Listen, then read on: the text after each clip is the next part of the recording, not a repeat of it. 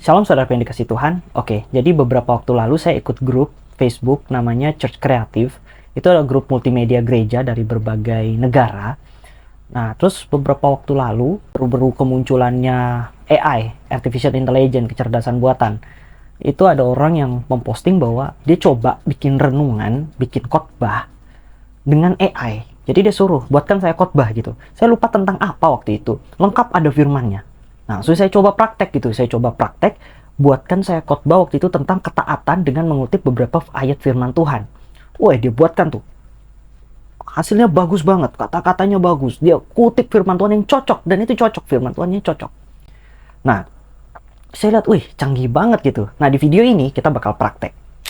Oke, sekarang kita sudah ada di ChatGPT, langsung aja saya tulis, tolong buatkan saya khotbah tentang mengampuni, mengambil pada Matius 6 ayat yang ke-15. Saya kasih tahu detailnya, berikan judul, ayat bacaan, Matius 6 ayat 15, habis itu pendahuluan singkat, habis itu 3 poin kenapa harus mengampuni, 1 poin kalau kita tidak mengampuni, 1 poin dampak positif kalau kita mengampuni, dan kesimpulan. Terus saya juga perintahkan bahwa gunakan kata-kata yang mudah dimengerti, and then boom, kurang lebih jadinya seperti ini. Judul, Kekuatan Mengampuni Membebaskan Hati dari Beban. Ayat bacaannya Matius 6 ayat 15. Tetapi jikalau kamu tidak mengampuni orang, Bapamu juga tidak akan mengampuni kesalahanmu. Pendahuluan, sejak kecil kita diajarkan untuk memaafkan orang lain saat mereka melakukan kesalahan terhadap kita. Tapi mengapa mengampuni itu begitu penting? Mari kita lihat bersama-sama. Yang pertama, beban emosional. Ketika kita memendam dendam atau marah, beban emosional itu menumpuk dan membebani hati kita. Mengampuni membantu melepaskan beban tersebut dan membebaskan hati dari kebencian. Yang kedua, kesembuhan hubungan. Tanpa mengampuni, hubungan kita dengan orang lain akan tegang dan terganggu. Mengampuni adalah langkah pertama menuju kesembuhan dan rekonsiliasi dalam hubungan kita. Yang ketiga, menerima pengampunan Tuhan. Alasan terpenting untuk mengampuni adalah karena kita juga membutuhkan pengampunan. Tuhan mengampuni kita atas kesalahan kita, maka sudah sewajarnya kita juga mengampuni orang lain. 1 poin kalau tidak mengampuni, jika kita tidak mengampuni, kita terperangkap dalam siklus dendam yang tidak pernah berakhir. Ini tidak hanya merusak hubungan kita dengan orang lain, tetapi juga menghalangi kita untuk berkembang dalam hidup dengan damai.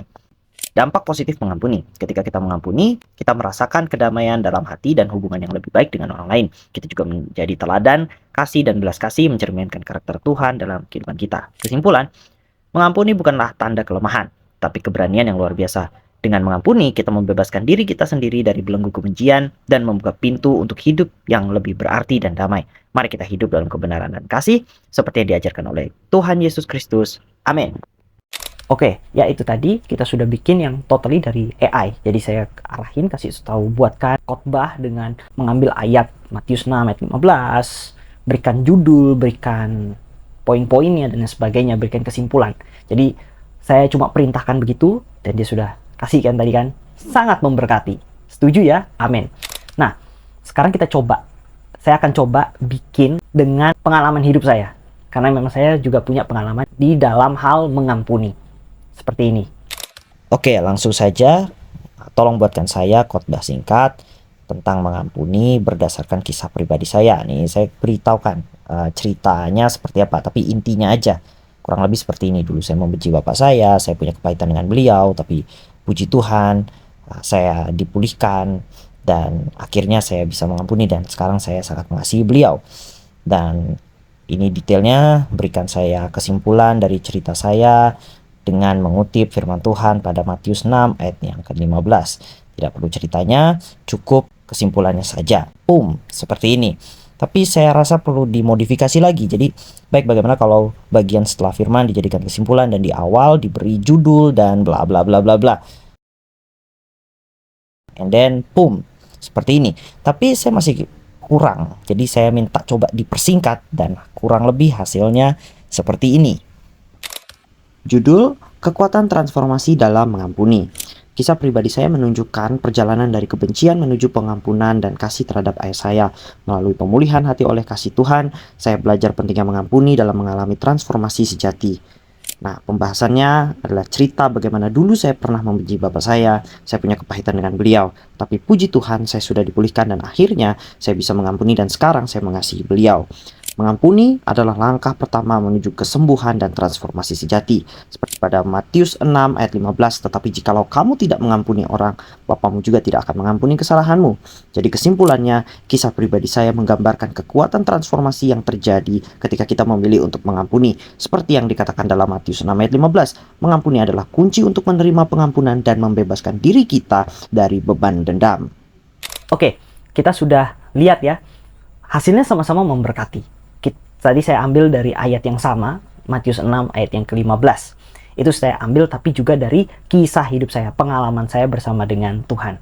Nah, apa yang membedakan sih hasil khotbah dari AI sama hasil dari pengalaman hidup saya, anggap aja kesaksian hidup saya?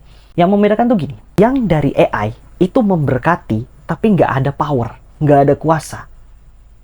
Kenapa bisa nggak ada kuasa? Karena oke, itu berdasarkan dari firman Tuhan, tapi berdasarkan dari perintah saya. Buatkan saya ini. Jadi firmannya pun itu dari saya yang suruh. Tapi kalau yang dari pengalaman hidup saya, itu firman yang bukan dari orang yang kasih ke saya, bukan bapak rohani saya, atau bapak pendeta saya, atau siapa. Enggak. Itu karena hasil perenungan saya merenung, dan saya merangkum, oh iya, ini cocok dengan ayat ini, dengan Matius 6 ayat 15. Jadi, khotbah yang tadi saya rangkai berdasarkan pengalaman saya bersama dengan Tuhan, itu yang memiliki kuasa. Bapak rohani saya dan Bapak Gembala saya ini orang nggak saling kenal. Bapak rohani saya bukan tidak bergereja sama dengan saya gitu. Tapi mereka berdua punya kata-kata yang saya bilang kompak gitu. Kurang lebih kata-katanya begini. Khotbah yang powerful adalah khotbah yang elu hidupin. Khotbah yang powerful adalah khotbah yang elu hidupin. Jadi, di video ini maksudnya apa? Video ini bukan saya bermaksud jangan bikin renungan dengan AI, bukan. Jadi AI membantu kita, bukan mengambil alih. Kita yang leha-leha, dia yang buatin, terus jadi kayak tadi di awal, saya buat gitu. Bukan. Fungsinya untuk apa sih? Kenapa tetap kita membutuhkan AI? Karena gini, kita semua manusia punya pengalaman bersama dengan Tuhan.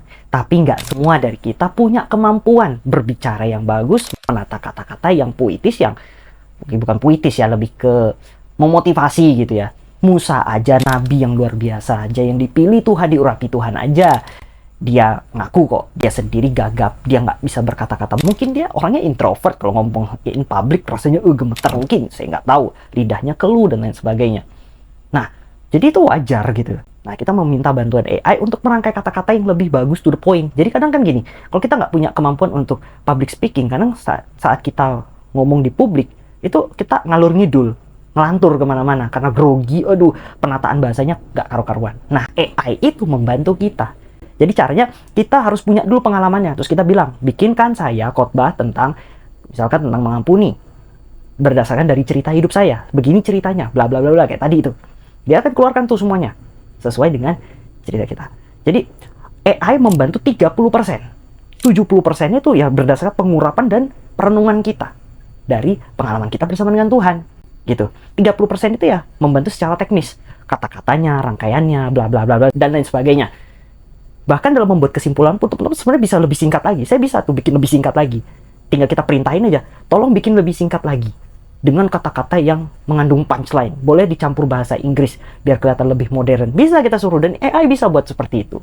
Nah, itu hanya untuk membantu secara teknis. Tujuan dari video ini adalah saya mau kasih tahu bahwa kalau masalah merangkai kata-kata, berkhotbah, menyampaikan firman Tuhan, robot pun bisa.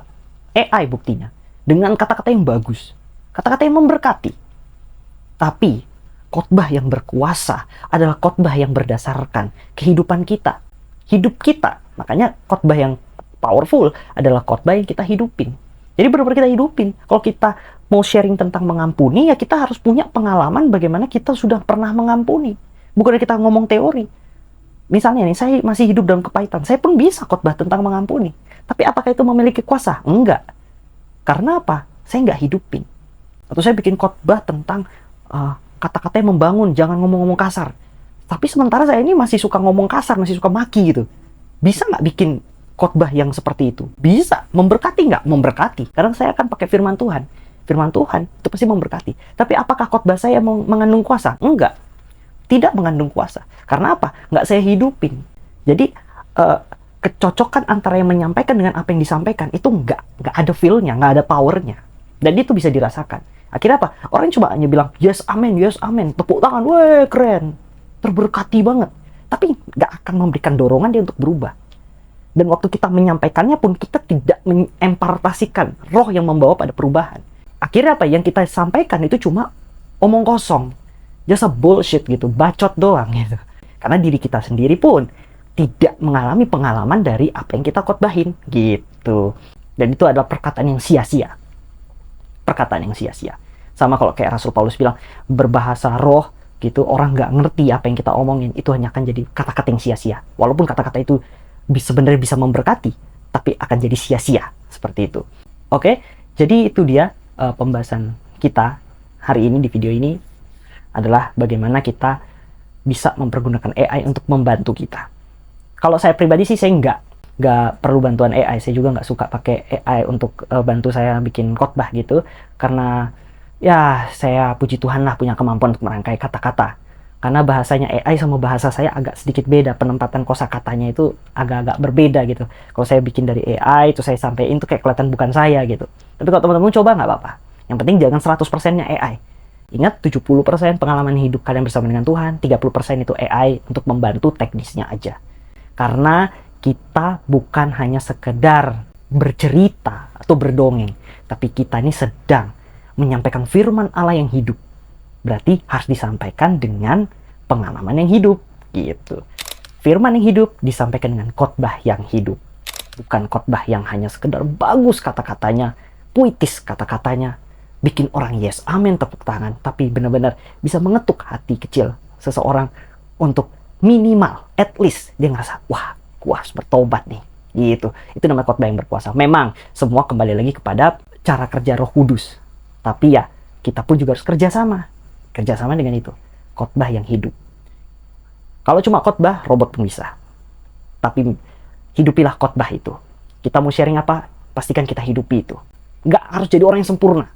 Salah pikirannya kalau kita mau khotbah harus sempurna dulu. Nggak. Boleh kita masih jatuh bangun, tapi at least memang kita sedang mengerjakan itu. Jangan nggak sama sekali terus kita ngomong. Misalnya saya punya kepahitan sama bapak saya gitu, tapi saya ngomong tentang pengampunan, tapi saya masih membenci gitu. Ya saya cuma ngebacot aja, ngomong nggak ada guna. Tapi kalau misalnya nih, saya lagi berusaha, sedang berusaha, misalnya nih, kan saya sudah bebas, puji Tuhan. Nah, saya misalkan nih, saya lagi dalam tahap mencoba mengampuni gitu. Tapi saya bikin khotbah tentang itu pun juga bisa gitu. Karena kan memang kita lagi berproses, kan gitu. Oke, itu aja videonya. Terima kasih. Tuhan Yesus memberkati kita semua. Shalom.